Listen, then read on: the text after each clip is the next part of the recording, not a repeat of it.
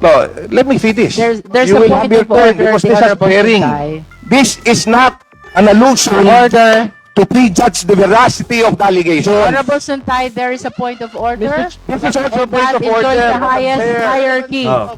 among all the motions. Speech of our Ay! Anong sabi ni Redon dito mga Lodi? Nang pag-usapan po dito sa Congress, ito pong sinabi ng 18 Marines. O ito po, pakinggan nyo mabuti kung gaano po siya kahalata ha. distinguished colleague is absolutely relevant to the question. Pag napag-uusapan yung gantong klaseng aligasyon, eh biglang mayroong tumututol, may humaharang.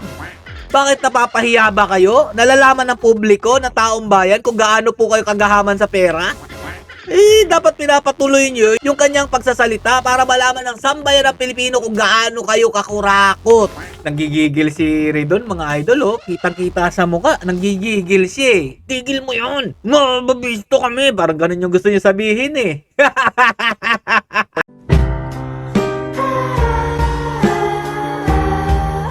Yo, what's up mga Lodges, mga Peps TV? Welcome back po sa ating channel. Okay, papalapit na po na papalapit ang 2028 election at nakikita na po natin kung sino po ang papanig dito po kay VP Sara Duterte.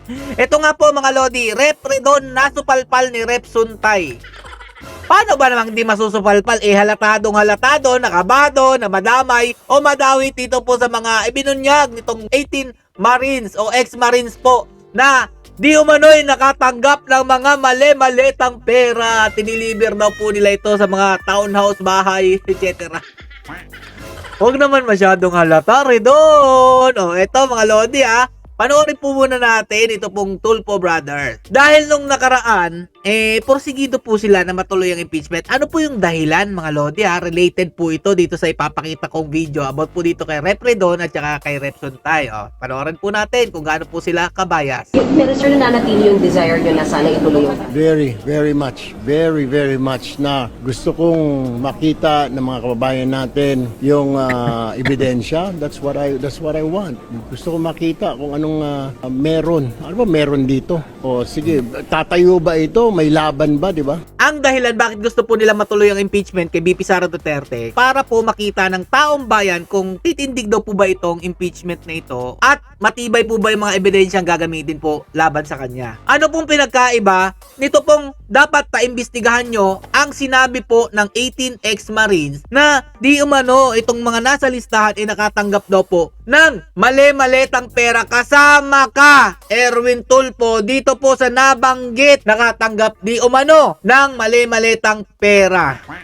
Ano na? Bakit ayaw nyong paimbestigahan? Ito pa mga Lodi panoorin po natin yung kapatid. What's important to me is matutuloy yung impeachment. And gustong-gusto ko matuloy yung impeachment para mabigyan natin pagkakataon si VP Sara na maisabi niya yung kanyang side. Mas maganda, di ba, ma-clear niya yung name niya sa pamagitan ng pagdidepensa niya dun sa impeachment at mapapatunayan na inosente siya as opposed to yung mababasura before na magkaroon ng hearing sa impeachment. Alam niyo po ba mga idol, matagal na pong handa si VP Sara Duterte na ilatag ang mga ebidensya na hindi po totoo yung sinasabi po nitong mga nagbibintang sa kanya sa 125 million, yung mga piatos-piatos na yan. Paano po uusad yung impeachment ninyo? Ni-railroad nga lang yung pagpapapirma dyan sa HOR Diba? Kaya nga lumabas itong mali-maleta daw po di umanong perang na natanggap po ninyo dyan. Kaya po nagkapirmahan diba? Porsigido kayo na ituloy yung impeachment para mapatunayan ni VP Sara Duterte o mailatag niya na inosente siya. Ganito rin naman po yung gusto mangyari ng 18 Marines na nagsiwalat nitong maanomalya na mga mali-malitang pera na idiniliber daw po sa mga bahay-bahay nitong mga nasa listahan na ito. Kasama po yung Tulfo na yan, yung isa. Yung maiingay dun po sa House of Representatives na tagapagtanggol ni Martin Romualdez, kasama po dun. Bakit ayaw nyong tingnan na di hamak na mas matibay itong mga ebidensyang pinakita nila dahil nga po mismong sila po ang nakakita, nakasaksi, may mga pictures po na nailatag. Pero bakit ayaw nyong paimbestigahan? Ano pong sabi nila mga idol? Unahin po natin si Rep Redon. Galit na galit po siya nang pag-usapan sa House Committee on Justice ang joint affidavit ng 18 Marines. Gayong impeachment ni VP Sara umano ang dapat pagtuunan ng pansin. Di ba mga idol, napaka-bias? Etong ex-Marines o 18 Marines na to, mga idol, di umano na meron pong nilalatag sa kanila na ito nga pong may mga mali-malitang pera na nakatanggap po itong mga representanteng ito, mga taong nag-iingay. Nung panahon po ng pagpapaimpi sila kay BP Sara Duterte, sangkot po dito, bakit hindi nyo matingnan? Samantalang, yung kay BP Sara Duterte na 125 million ba yun? Yung iniiyak-iyak ninyo sa confidential funds. Yun ang gusto nyong itulak. O sa tingin mo magiging satisfied yung taong bayan na unahin yung impeachment kaysa dito po sa mga isiniwalat ng 18 Marines, mga idol? Oh, Redon, sagot. O yung 'di ba, porsigido na ipa-impeach o matuloy yung impeachment kay BP Sara Duterte. Bakit dito sa 18 Marines na to, sabi ni Senator Erwin Tulfo, tutol na imbestigahan sa Senado ang aligasyon ng 18 Marines na nagsiwalat ng mali-malitang iniabot sa mga politiko. Bakit ayaw mo, Senator? 'Di ba gusto nyo mapatunayan ni BP Sara Duterte na wala po siyang kasalanan at makita po yung mga ebidensya kung titindig ba? Pero bakit ganito? Ayaw nyo makita kung titindig ba ang mga ebidensya na inilatag nitong 18 Marines na nagsiwalat ng mali-maleta na inabot di umano sa mga politiko? Kasama ka dun? Oh, ba't ayaw nyo paimbestigahan? Di ba napaka-klarong-klarong bias naman? Tapos, yung witness po, dito po kay BP Sara Duterte na si Madriaga, gusto pang siguraduhin ng kamera para makapagsalita versus BP Sara Duterte. Kaligtasan daw po ni Madriaga ang kanilang sinisiguro. Anak ng tinapay naman, no? Pero yung kaligtasan ng mga nagsiwalat ng mga anomalya dito po sa mga diniliver di umano sa bahay ni Martin Romualdez ni PBBM, itong mga nasa listahan na to, okay lang na hindi sila ligtas. Ayaw niyong pakinggan.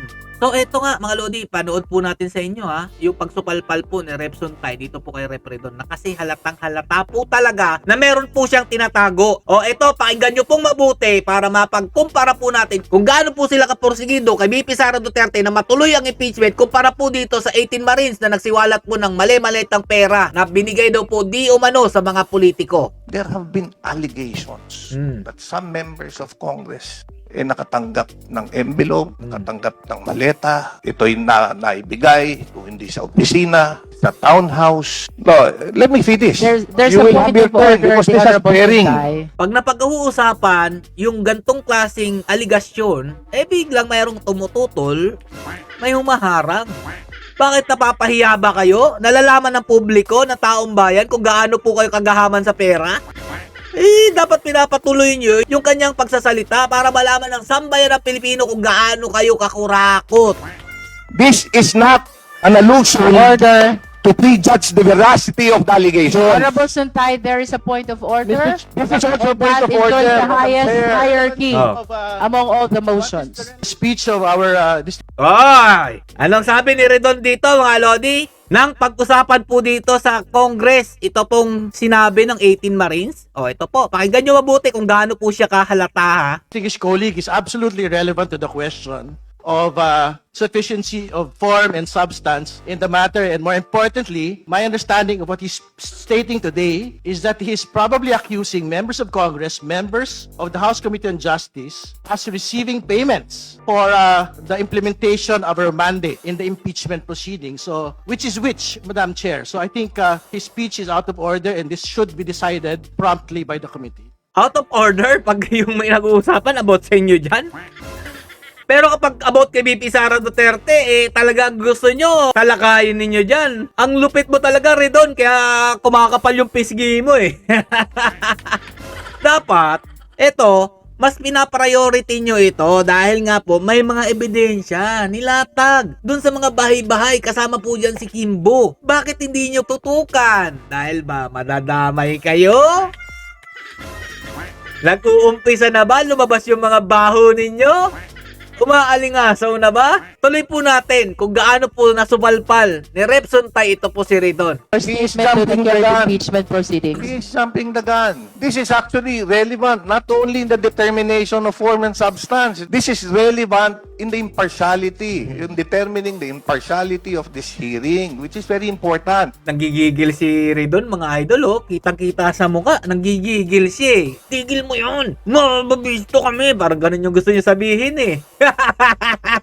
Important. Madam Chair, this is not an accusation. Kaya nga, kung hinintay lang ako patapusin, ewan ko, bakit naman yung aking kaibigan, naggagalaiti ka agad at concern na concern. You know, if we have nothing to hear, then we just listen. If we are not being alluded, why are we so guilty? O bakit nga naman guilty ka masyado, Redon? Ano bang tinatago mo? Napag-guilty mo naman. O kasama to, si Luistro. Kasama kayo. Halatang halata talaga kung sino-sino ang nakatanggap ng tinutukoy nitong ex-Marines o 18 Marines na nakatanggap di umano ng mga mali-malitang pera. Kaya pala paldo-paldo kayo nung nakaraang eleksyon, ha?